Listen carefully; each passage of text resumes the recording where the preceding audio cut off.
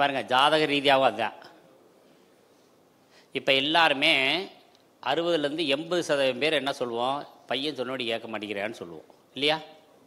அதற்கு காரணம் 5ஆம் பாவகாதிபதி 6, 8, 12 அஸ்தங்கம், நீசம், பகை கிரகத்தோடு சேர்வது, பாதகாதிபதியால் பார்க்கப்படுவது. இவ்வளோ தான் மொத்த ரிசல்ட்டு.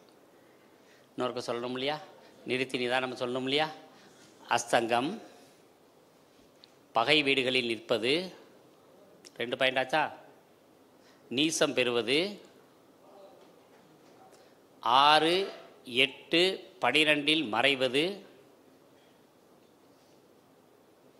பாவருடன் இணைவது, பாவகிரகத்தோடு இணைகிறது,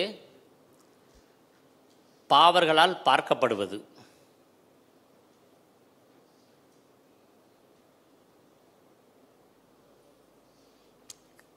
இந்த மாதிரி இருந்துச்சுன்னா புத்திர பாக்கியம் இருக்கும். ஆனால் நம்மக்கிட்ட சொன்னதை கேட்க மாட்டேன்.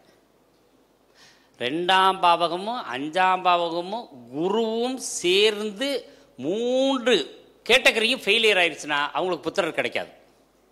எப்படி? ஃபர்ஸ்ட்லேருந்து சொல்லட்டுமா? 2ஆம் பாவக அதிபதி, 5ஆம் பாவக அதிபதி, குரு, இவர்கள் மூவரும் கெட்டுவிடக்கூடாது. ஒரே வார்த்தையில் புரிஞ்சிருச்சுல்ல? இந்த 3ல் ஒருத்தர் நல்லா இருந்தாலும் போதும், புத்திர பாக்கியம் கிடைச்சிரும். 2 பேர் இருந்தால் 2 புத்திரன் கிடைச்சிரும். புரியுதா இல்லையா? 3 பேர் நல்லா இருந்தால் நிறைய புத்திரர்கள் கிடைச்சிரும். புத்திர பாக்கியத்தில் யாருக்கா டவுட் இருக்கா?